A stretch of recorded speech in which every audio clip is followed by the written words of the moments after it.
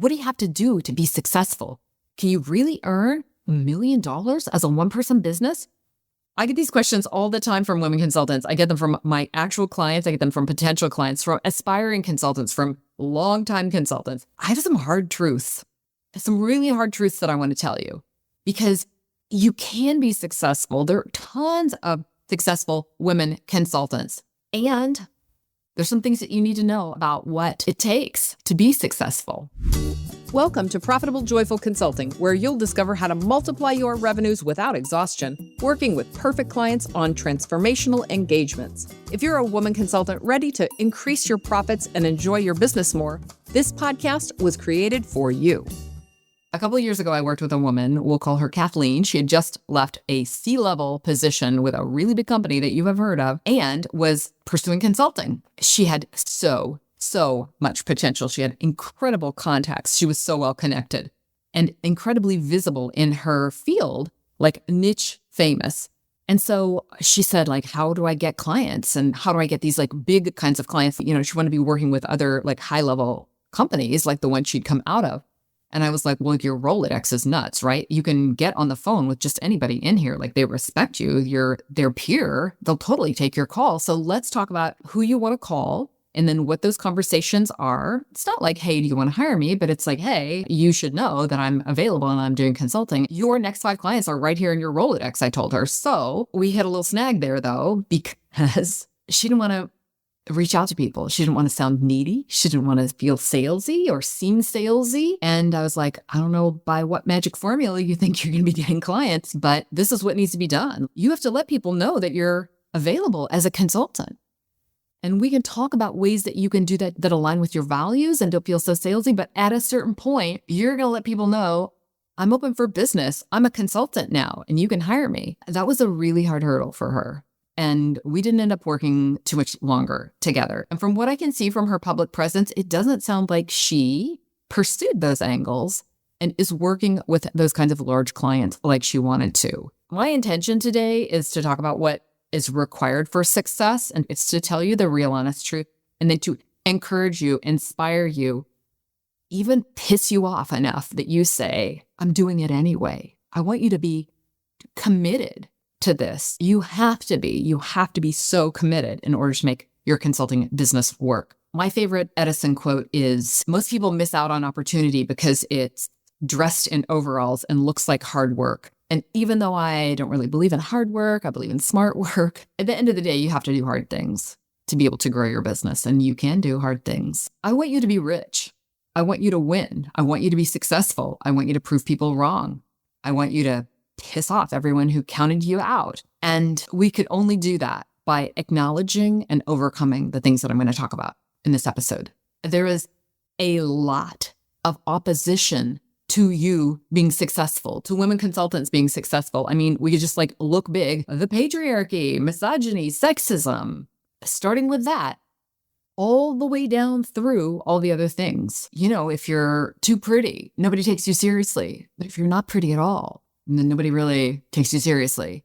If you're too young, who's going to listen to you? If you're too old, they just like count them out. If you're successful, people resent you. But if you're not successful, people think like you're a loser. You know, there's all these conditions that we can be in, and like there's no winning in all of this. You'd think you could turn to your friends and family, but what happens very often with them? Well, a lot of times your friends will be envious. They'll be annoyed at your work because it takes you away from time with them. Your family will be like, they want to take your pain away from you. Like, why are you working so hard? I don't think this is a good idea for you. Listen, they had that great opportunity back where you were working before. Like, wouldn't that just be easier for you? And if you have a spouse, you know, the spouse isn't always on board with this either, because it can seem like a huge risk and a lot of burden on them. Or you can get into this like whole competition thing of like who's really trying and who's out earning.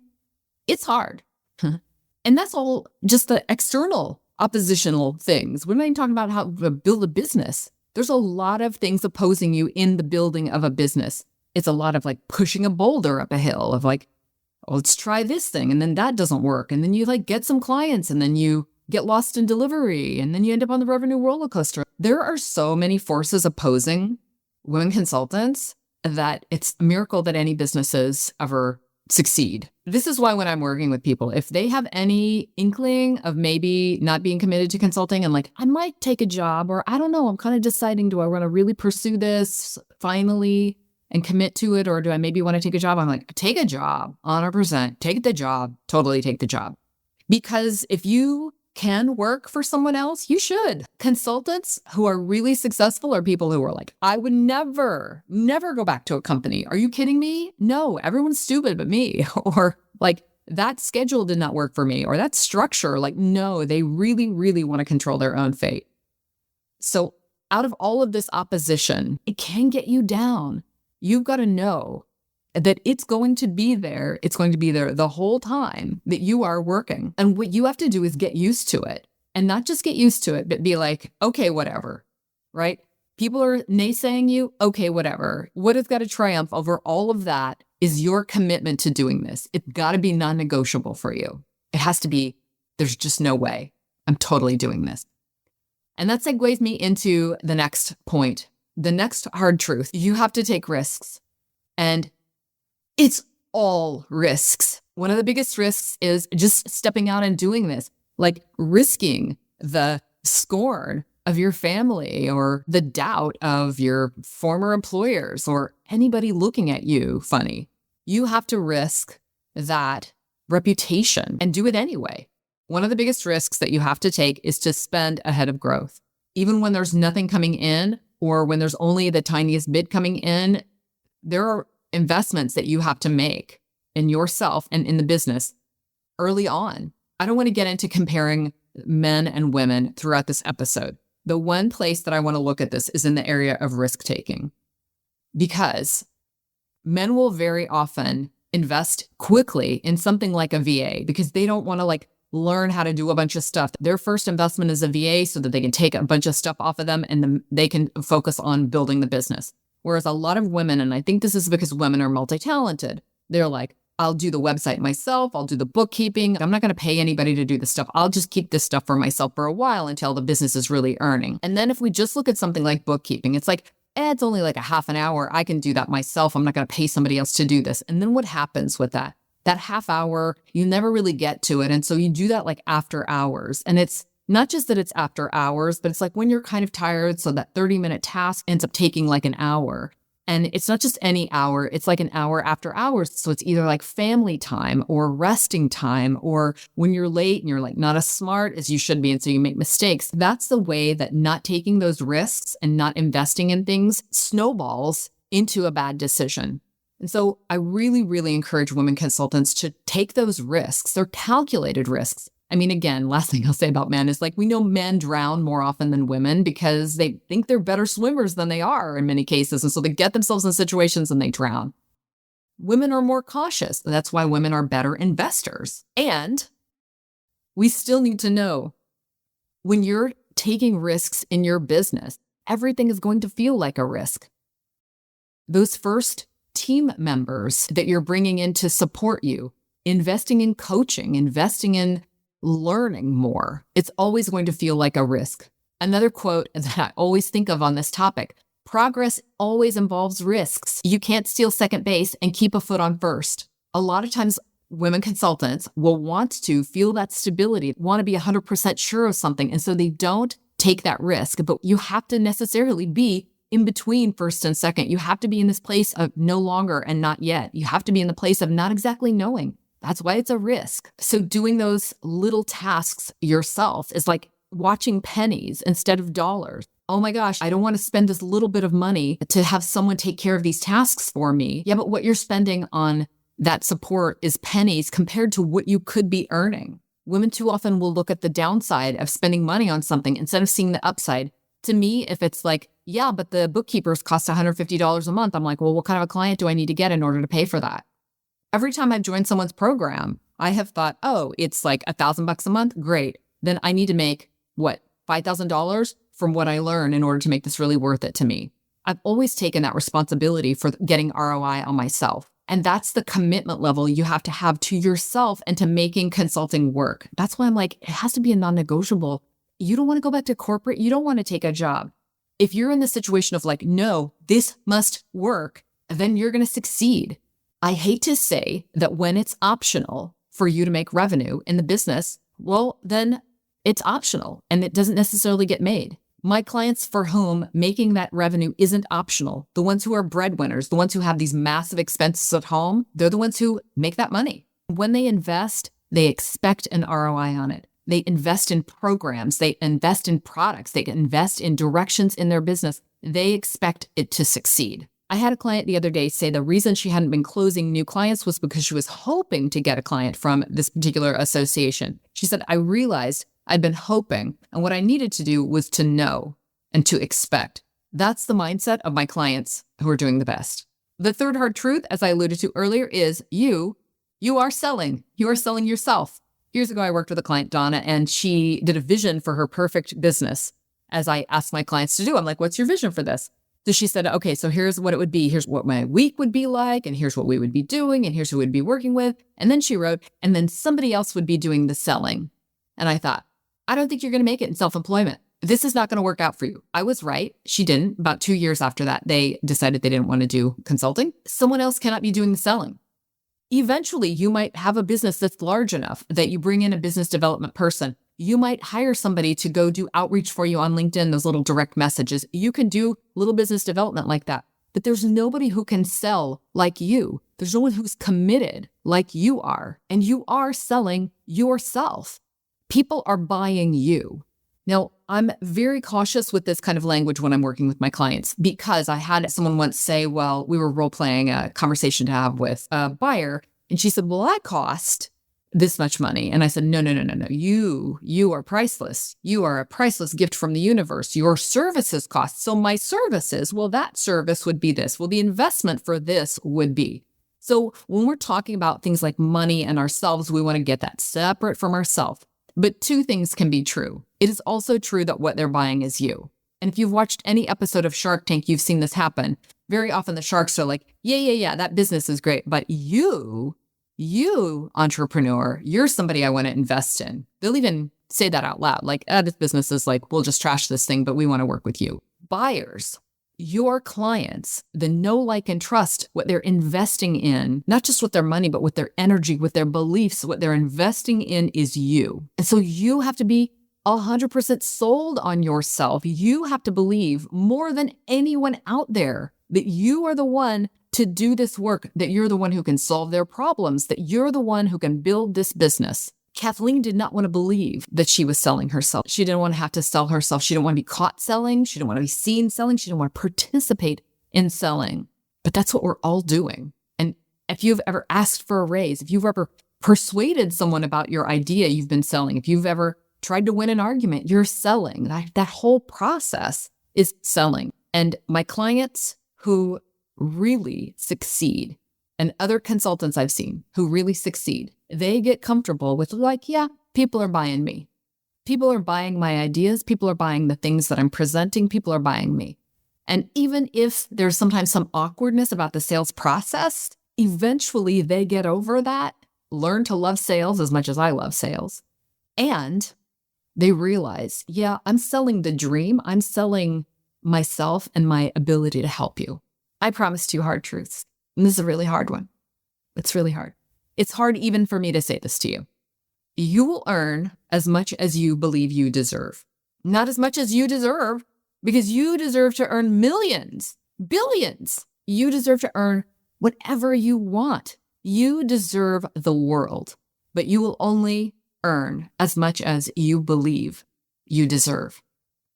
So, how do you know how much you believe you deserve? You answer this question. How much are you earning right now? How much are you earning? How much could you be earning? That is the answer to how much you believe you deserve. I had a client, let's call her Genevieve. I love that beautiful name.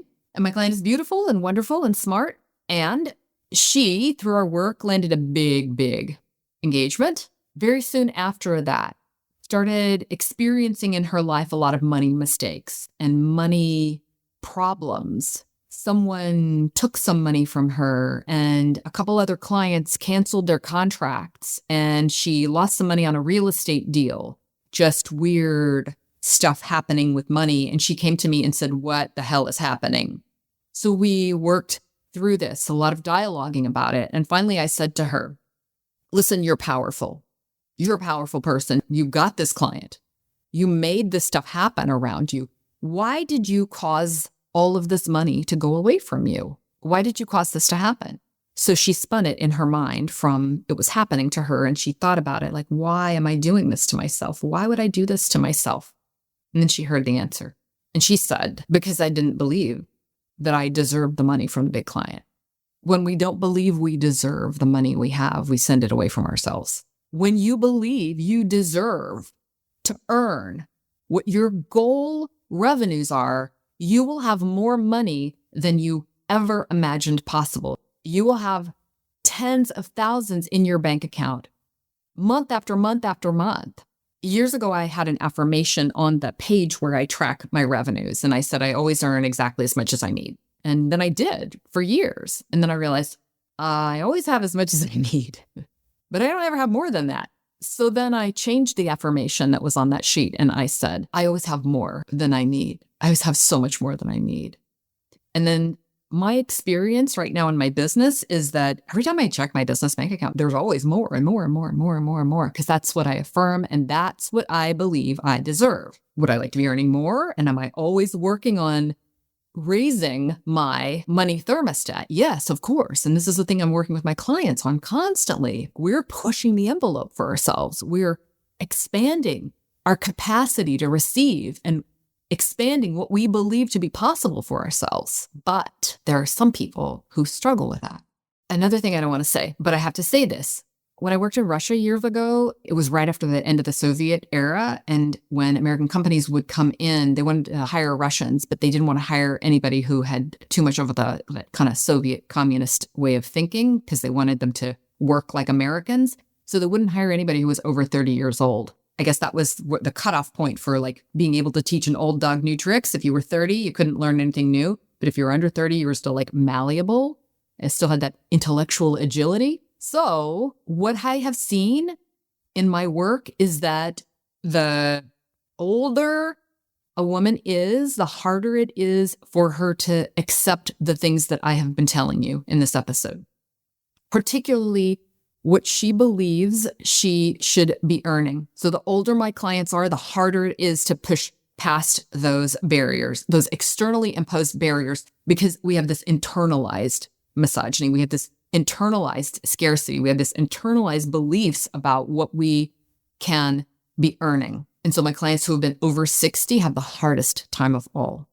I really need them to unlearn all that they've been taught so that they can invest in a new belief of what's possible. They can invest in believing like, no, I can totally do this. Yeah, I totally deserve this.